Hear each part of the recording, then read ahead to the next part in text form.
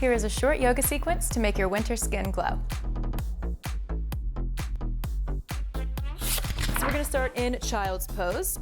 Okay, so you'll come down onto your knees, and you can separate the knees and thighs as much as you like here. I like to go mat width, and you're going to bring your big toes to touch, and then walk the arms forward to start out and let your forehead come down to rest on the mat. Try to rest the very center of your forehead on the mat. So there's a little pressure point there. When we put a little bit of pressure on it, pressing it down into the mat here, that's going to have a nice effect for the nervous system. Find that you can soften the shoulders away from the ears and let your hips settle back towards the heels. Sometimes it's helpful to rock just a little side to side. Take a nice big breath in, a nice breath out. And then from here, you're going to slide your hands back and just interlace the fingers right behind the small of the lower back. Do your best to bring the palms in to face each other and try to straighten the arms. Squeeze the shoulder blades together, feel that opening in the chest. Maybe the heels of the hands come together so you're making one big fist. For some people, it works a little bit more just to have the fingers interlaced if you're tighter in the shoulders. And then maybe you rock just a little side to side. Once more, just speaking to that pressure point. And one more big breath here.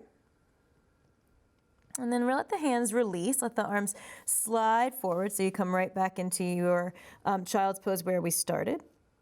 And then look between the hands and just make your way up to hands and knees. Now we're going to clean this up to find a tabletop a little bit. You're going to walk the knees just a little closer together. Bring your hands right underneath the shoulders so you're finding this great alignment here. Stay really lifted out of the shoulders. And then warming up the spine, continuing this work in the shoulders. Drop the belly, reach the chest forward, lift the sit bones for cow pose. Maybe you look where the wall and the ceiling come together, and then as you exhale, round the upper back, pull the navel into the spine, but find that the shoulders stay away from the ears here. Drop the belly, reach the chest forward, finding that cow pose again as you inhale, rounding the back as you exhale. And you're going to keep moving on your breath, just a few rounds here. And I always like to start this way because it lets us just start to wake up the spine, the shoulders, the head, and the neck, just finding a little bit of movement, preparing us for more movement, but starting to work into that upper body area where we store so much tension, particularly in the winter. Let's go one more round here, one more time, reaching the heart forward, and one more time, rounding the upper back into your cat pose. And then come back through your neutral spine, back to hands and knees, where we started. Let's walk the hands just a little forward. About one handprint is usually good here. Spread your fingers wide. Find that the pads of the fingers, each individual knuckle, all pressing down into the mat. Really take up some room on the mat with your hands. Tuck the toes under and lift your hips up and back. So finding a downward dog for a moment here. So keep the fingers spreading wide. You're doing the best to straighten the arms and try to lift your hips up nice and high. Like you want to put your bottom where the wall behind you meets the ceiling. And knees can always be a little bit bent, especially if that helps you to stretch the spine a little bit more, especially here for this first down dog. Take a big breath in. Soften the shoulders away from the ears. Press your chest to the thighs as you exhale. Now inhale, look between your hands. We're going to walk forward here for the first one. Walk your feet to meet your hands. Let your hands come to your shins and find your half lift. So the spine is going to straighten, reach the chest forward, finding a little bit of length. Take that length with you and fold over the legs. Crown of the head down to the mat. If your hands don't touch the mat, they can always come onto your ankles. Press into your feet. Make a big circle with the arms, reaching them out, around and up, coming up to stand. And then as you exhale, just let the arms come right back down by your side, finding Tadasana. So we're going to move through a couple sun salutations, starting to get the blood flowing a little bit, the most cardiovascular part of our practice. We still want to make sure we're breathing smoothly. So walk your feet together. Find that your toes and heels are touching, or maybe there's about an inch between your heels. Sometimes that feels a little bit more grounded, a little more stable. Roll the shoulders back, stand nice and tall, really active, finding this good posture. Circle your arms out, around, and up. We'll modify our first vinyasa. Exhale, reach the arms out, forward fold over the legs, and as you inhale, bring your hands to your shins, back into that half lift, this time preparing the body to bend your knees, Plant your hands and step into a plank pose. Shoulders lining up right over the wrist, hips and shoulders are in line. Stay really lifted out of the shoulders. We'll modify this first vinyasa, and you're welcome to stay with this modification as we move through our sun salutations today. Drop your knees, look forward, keep the chest open, and as you bend the elbows back, you're going to lower with control all the way down in one smooth line. Tops of your feet come onto the mat, hug the elbows in, and reach the chest forward for low cobra. Exhale to lower. You're welcome to stay with low cobra throughout the practice, or you could slide the hands back just about an inch. Look forward, straighten the arms, pull the chest forward and up. Knees, thighs, and hips lift off the mat. Reach your chest to the ceiling. And then you can look again about where the wall and ceiling come together. Slight lift for the gaze. Press into the tops of the feet, tuck the toes, downward facing dog. Lift the hips high, press your chest back towards the thighs, and we're gonna move with just a little bit more speed for the next 2 sun salutations. Look between the hands. You can walk forward or you can come up on the toes, bend the knees, looking forward. Take a little hop in between your hands. Find your half lift. Fold forward over the legs. Circle the arms out, around, and up. And as you exhale, let your arms come back down by your side. My mic pack did not like the jump, so I'm just going to tuck that right back into place. There we go. I think it's good now. Circle the arms out, around, and up. As you exhale, forward fold. Find your half lift. Bend your knees, plant your hands, take your step back into plank pose. As you exhale, lower through chaturanga. You're welcome to continue dropping the knees half or all the way. Inhale into a back bend. Downward facing dog. Lift the hips high, shoulders away from the ears. Look between your hands. You can hop or walk your feet forward. Find your half lift. Fold over the legs, circle the arms out, around, and up. Let the arms come back down by your side. Again, the traveling mic pack. From here, we're just going to take a breath in Tadasana. Arms down by your side. Circle the arms last time, out, around, and up. Forward fold. Find your half lift. Bend the knees, plant your hands, step back into your plank. Keep the core engaged, bend the elbows back, chest as open as you lower. Inhale to a back bend. Exhale, down dog. This time we're going to lift the right leg up and back. Step it forward in between the hands for warrior 1. Press that back left heel down and reach the arms up. Bring your hands to your waist for a moment. Try to square the hips. Shoulders soft, and then reach the arms forward like a zombie. Drop your right arm below the left and try to find eagle pose arms. Sometimes it doesn't work to find this double wrap, so you can also bring the backs of the hands together. Breathing here. One more breath, stretching the shoulders, softening away from the ears. And circle the arms out, around, and up. Hands come down and frame the right foot. Step into plank pose. Move through that vinyasa, elbows hug in for chaturanga. Inhale to your back bend. Exhale, down dog. Left leg lifts.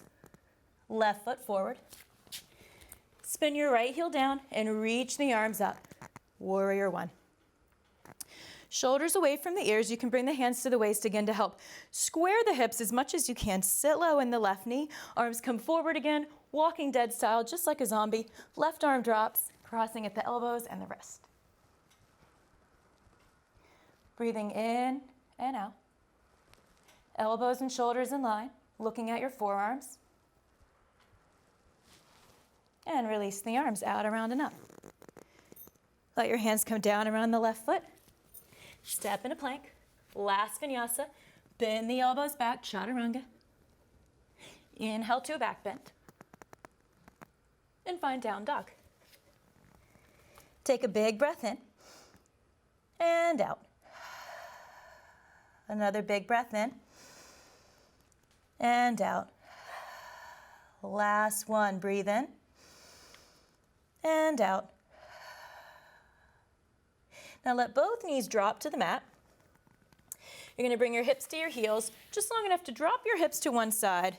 Bring the legs around in front of you. Come to lie right on your back.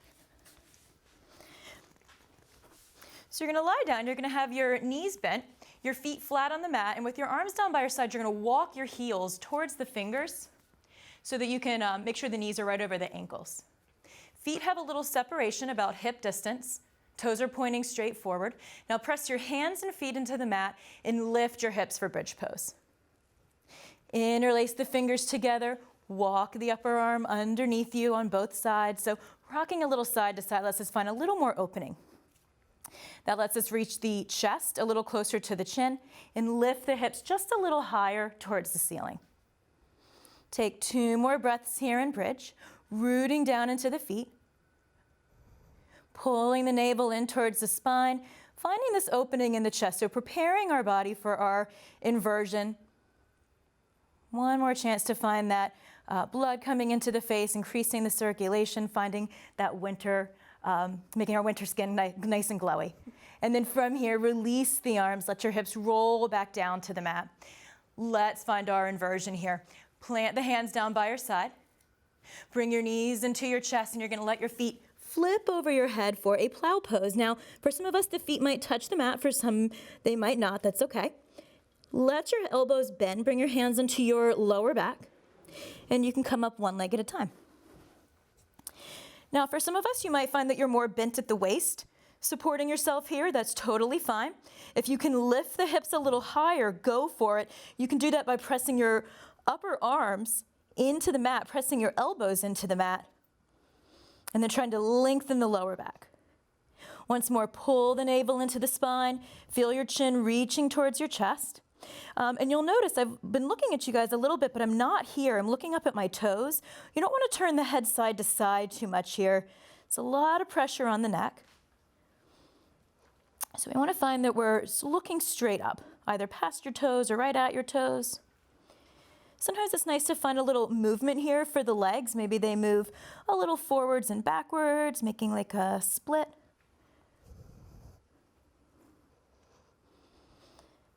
And so that's always an option. You could also bring the soles of your feet together and the knees out to the side, finding a little hip opening here, a little Baddha Konasana as well. And you're always welcome to keep the legs straight, but sometimes it's fun to play a little bit while we're here. And if you were moving the legs around, bring them back up. Maybe you're starting to feel that blood rushing to your face a little bit, starting to notice that you're already glowing a little more. Let your feet come down behind you. Again, one at a time is always a nice option, especially if you're a little newer to this pose. And then the arms can release from the lower back. You're going to start to roll down, and when your lower back touches the mat, let your knees bend so your feet come back onto the mat. And then find a little separation in between the feet, maybe a little wider than the hips. I like to rock side to side, kind of relax the shoulders a bit. And then let your knees just make a little side to side movement. Sometimes it's nice to separate them as wide as the mat and let those movements get just a little bigger. Hands can rest on the torso.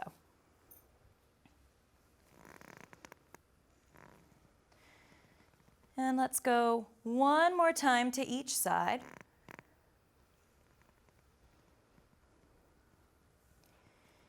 And then let your knees come back to center. And from here, we're going to find shavasana, our final rest. So again, really speaking to that stress reduction. You're going to start to stretch your legs straight forward. Let your arms come down by your side. Let the backs of your hands come onto the floor so the palms will face up towards the ceiling. And then look straight up towards the ceiling. Rock the head just a little side to side until you feel the very center of the back of your head resting to the mat. Both sides of the neck should feel nice and long, and then let your eyes close. Sometimes it's nice to walk the shoulder blades just a little underneath you, walking them slightly down the back. Sometimes that even lengthens the arms out a little more. So take that moment to find that comfort in the upper body. And then from here, let the arms and legs feel heavy. You might feel that the toes move a little out to the sides when we're not holding the legs in a certain position. Maybe the fingers curl up just a little bit when we're not holding the hands either straight or in a fist. Find that your eyes are closed nice and softly. We tend to hold energy in our face. We tend to hold our stress in our face. Again, something that can dull the skin a little bit. So find here that you're softening the face by trying to make it expressionless. And when you try that, it's a nice way to see if you were squeezing the eyes closed or if you're holding a little tension in the space in between the eyebrows. And then finally, you're just letting your breath flow nice and smoothly in through the nose and out through the nose. And you're welcome to stay in shavasana here as long as you like. You could hold it for a minute, you could hold it for 5 or 10. But just find that you're letting yourself relax. So again, you're welcome to stay here as long as you like. And Christine and I are going to rock up and wrap up here. So you can bend your knees, let the feet come onto the mat, bring your knees into your chest, open the eyes, and rock up to sit. For more health and fitness tips, check out health.com.